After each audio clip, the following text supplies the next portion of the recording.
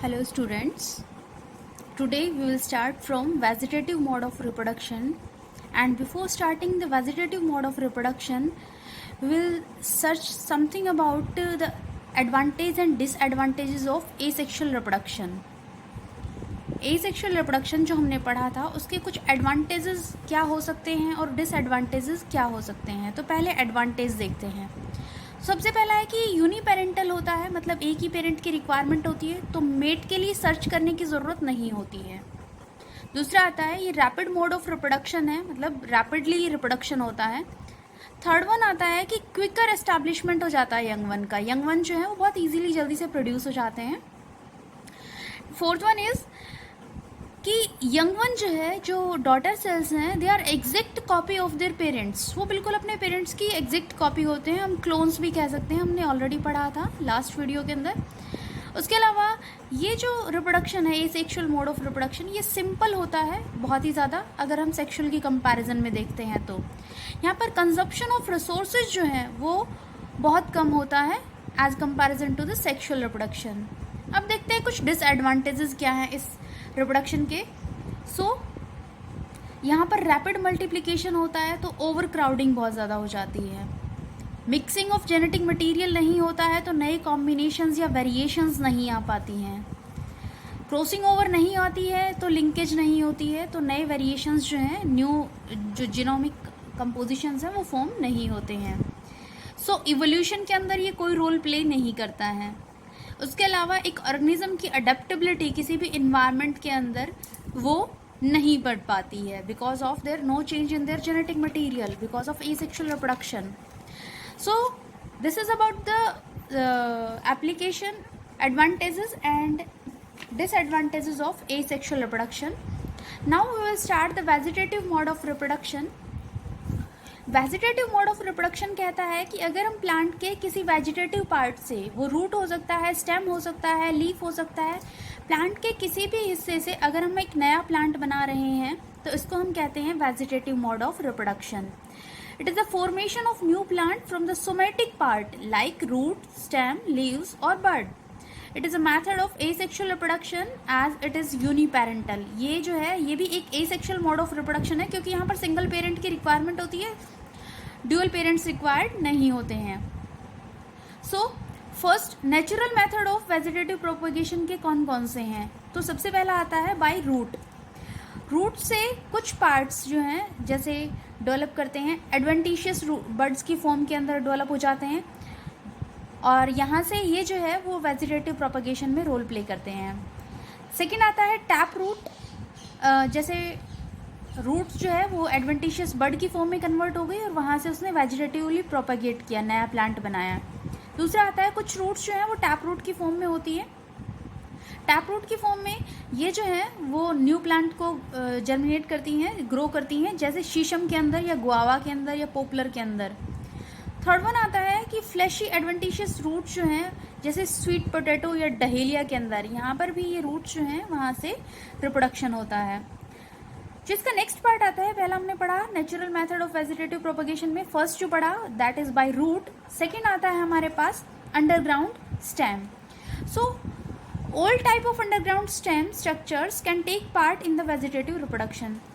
सभी तरीके के जो अंडरग्राउंड स्टेम हैं वो वेजिटेटिव प्रोपगेशन में रोल प्ले कर सकते हैं. जैसे स्टेम ट्यूबर पोटैटो का एग्जाम्पल है, बल्ब्स का एग्जाम्पल अनियन, गार्लिक आपने बहुत अच्छे तरीके से देखे होंगे. कोम्स के अंदर जिमिकंद आता है, राइजोम्स के अंदर आता है जिंजर, टर्मरिक, बनाना, सकर्स के अंदर आता है मिंट.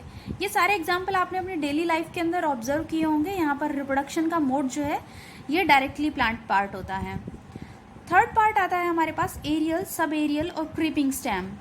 यहाँ पे आता है हमारे पास फर्स्ट सेक्शन रनर्स, जैसे लॉन ग्रास या ऑक्जेलिस. लॉन ग्रास आपने देखी है, वो जो है वो रनर्स की फॉर्म में ग्रो करती है. नेक्स्ट आता है स्टोलन्स.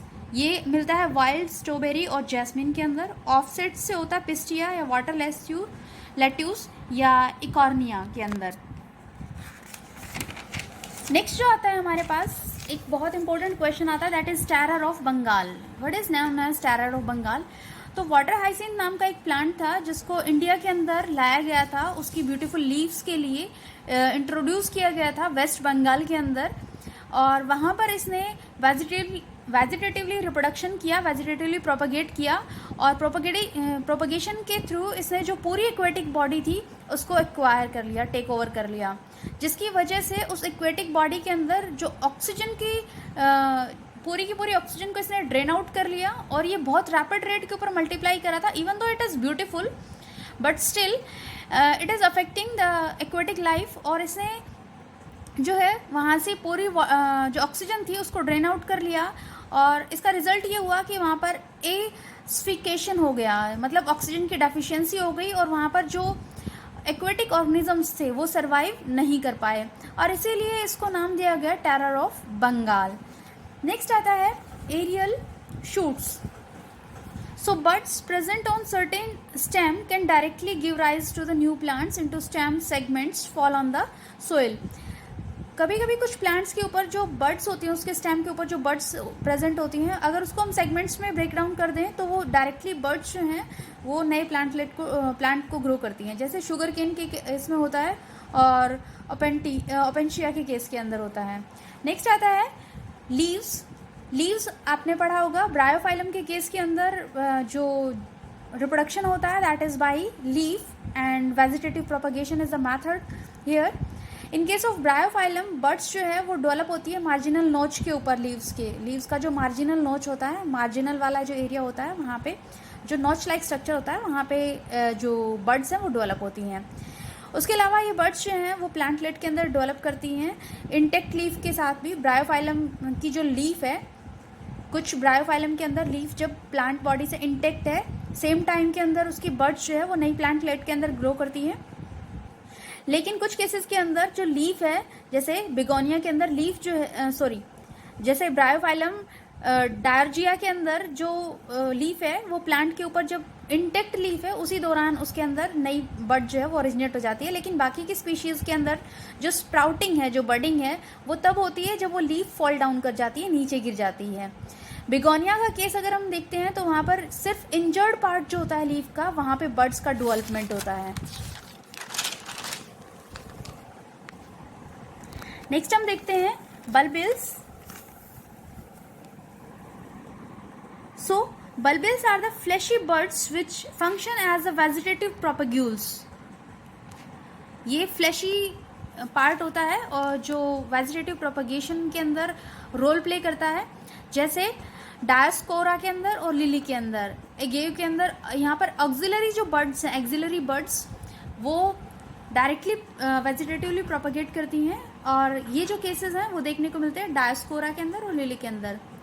ट्यूरियंस, यहाँ पर फ्लैशी बर्ड्स जो हैं वो डेवलप करती हैं, एक्वेटिक प्लांट्स के अंदर प्रोपगेट करती हैं, और प्रोपगेशन के अलावा ये पैरिनेशन का काम भी करती है, जैसे पोटेमोगोटोन।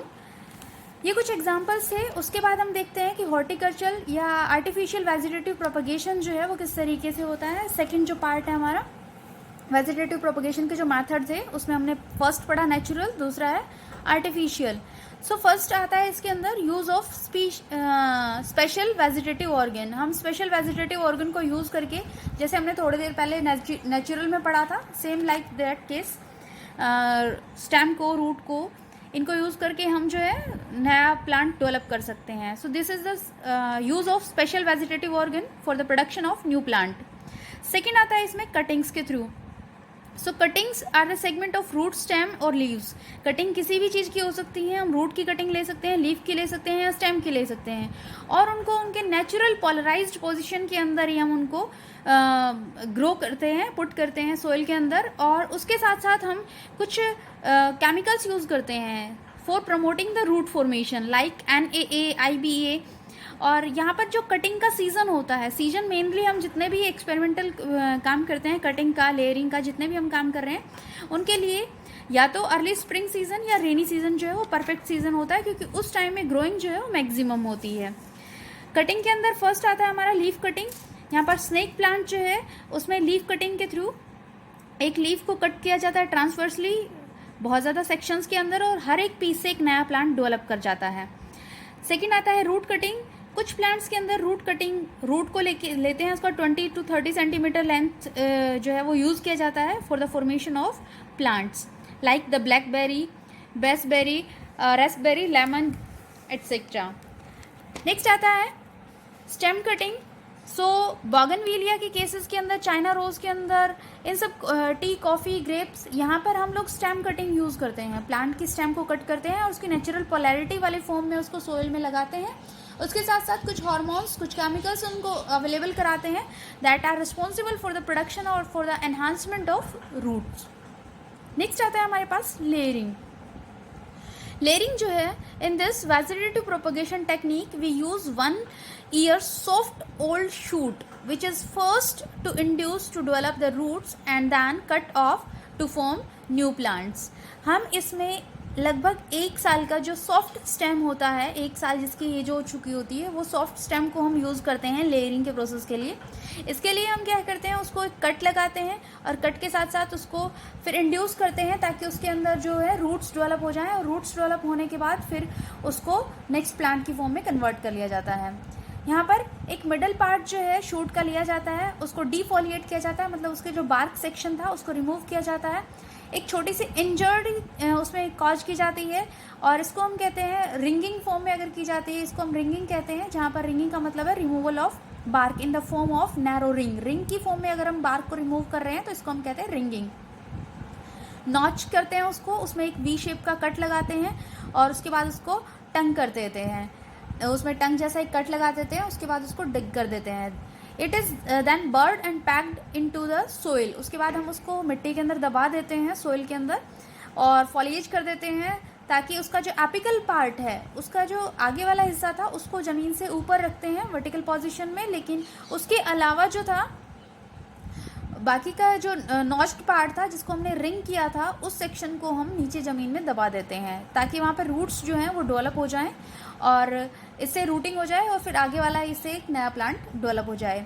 लेयरिंग जो है वो अगेन कई तरीके का होता है। एक होता है सिंपल लेयरिंग, जैसे जैस्मिन के केस में होता है। सर्पेंटाइन लेयरिंग, जहाँ पर बहुत सारी हम एक जो ब्रांच है उसमें बहुत सारे नोच, बहुत सारे रिंग क्रिएट करते हैं और हर एक नोच को, हर एक रिंग को हम पैक कर देते हैं, ज़मीन में दबा देते हैं और हर एक से एक नया प्लांट जो है वो डेवलप हो जाता है। इस तरीके से जो प्रोसेस होता है उसको हम कहते हैं serpentine layering. I am showing you like this.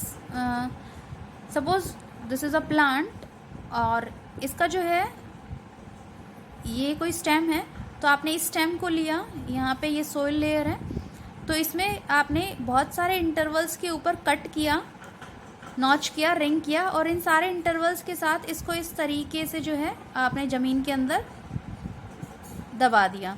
तो जब आपने इनको बहुत सारे सेक्शंस को, नॉच एरिया को इस तरीके से ज़मीन में दराया तो ये सर्पेंटाइन फॉर्म हो गई। तो इसलिए इस लेयरिंग को हम कहते हैं सर्पेंटाइन। और इस तरीके से हर एक पार्ट जो है वो एक नए प्लांट की फॉर्म में डेवलप कर जाएगा। नेक्स्ट आता है ट्रेंच लेयरिंग। यहाँ पर एक शैलो और नैरो ट्रेंच डिग किया जाता है अलोंग द प्लांट ब्रांच, उसकी ब्रांच के अलोंग, और इसको पैक्ड कर दिया जाता है इन द सोइल और वहाँ पर बहुत सारे वर्टिकल शूट्स जो हैं वो ग्रो करती है ट्रेंच लेयरिंग से। वहाँ से इनको सेपरेट कर लिया जाता है और फिर यहाँ पे सपोज इस तरीके से एक प्लांट था और इसको इस तरीके से कर दिया गया, ये इसकी रूट्स थी, इसको इस तरीके से चेंज कर दिया गया। तो यहाँ पर जितना पार्ट था ये जो सोइल के कांटेक्ट में आया, इससे बहुत सारे प्लांटलेट्स डेवलप हो जाएंगे और नया प्लांट डेवलप हो जाएगा। अगला आता है ड्रॉप लेयरिंग। एक प्लांट यहाँ पे ग्रो किया जाता है पिट के अंदर, पिट में हम उसको ग्रो करते हैं और उसके बाद उसको अलाउड किया जाता है कि उसकी बहुत सारी ब्रांचेस बन जाएं। जैसे आपने यहाँ पे एक गमला लिया और इस गमले के अंदर आपने क्या किया, एक प्लांट जो है वो ग्रो किया था, उसमें बहुत सारी ब्रांचेस हो गई थी यहाँ से ऐसे ऐसे। फिर आपने क्या किया, ये पॉट जो था वो कुछ ऊंचा था और फिर आपने इसको फिर से मिट्टी से ढक दिया, मिट्टी से ढक दिया कि इसकी जो ब्रांचेस थी उनका सिर्फ अपर मोस्ट सेक्शन जो है वो बाहर रहे, बाकी का पार्ट जो है वो नीचे इधर ऐसे रहे। तो जब ऐसे था तो हर एक ब्रांच से रूट डेवलप हो गई और ये जो थे वो बहुत सारे प्लांट्स के अंदर कन्वर्ट हो गए। So this is drop layering. अगला आता है टिप लेयरिंग। टिप के अंदर हम करते हैं कि उस पर्टिकुलर ब्रांच की टिप जो थी उसको सोइल के अंदर बरेड कर देते हैं, डिग अप कर देते हैं, और ऐसा केस दिखाया जाता है ब्लैकबेरी के अंदर, रास्पबेरी के अंदर। अगला आता है माउंट लेयरिंग। यहाँ पर बेसल प्लांट जो है उस पर बहुत सारी शूट्स, जो हमने यहाँ पर देखा था, हमने एक पोट में किया था ये काम, सेम प्रोसेस अगर हम सोइल के साथ कंटिन्यू करते हैं तो उसको हम कहते हैं माउंट लेयरिंग। नेक्स्ट आता है गुटी, या इसको हम कहते हैं एयर लेयरिंग। यहाँ पर किया जाता है कि एरियल पार्ट जो होता है उस पर एक शूट होती है, और उस शूट को कट किया जाता है, उसके अंदर एक रिंग क्रिएट की जाती है, 3 से 5 सेंटीमीटर लॉन्ग रिंग जो है उसको क्रिएट किया जाता है, और फिर उसके ऊपर जो ग्राफ्टिंग क्ले है वो पेस्ट किया जाता है। ग्राफ्टिंग क्ले होता है हे, काउ डंग और क्ले का मिक्सचर, और उनका रेशो जो होता है वो 1:1:2 के अंदर प्रेजेंट होते हैं ये तीनों अमाउंट्स। उसके साथ अलावा उसके ऊपर IBA और NAA जो है वो ऐड किया जाता है, so that routing can be enhanced. और उसके बाद उसके ऊपर एक पॉलीथीन या कुछ रैप कर दिया जाता है, और वो जब हम रैप कर देते हैं तो वहाँ से रूट्स जो हैं वो डेवलप होना स्टार्ट हो जाती है। और इस तरीके से इसको हमने मिट्टी में नहीं दबाया बल्कि डायरेक्टली एयर के अंदर किया है, इसलिए इसको हम कहते हैं एयर लेयरिंग या गुटी। This is about the layering. We will meet in the next video with grafting or with some other new content. Thank you and have a good day.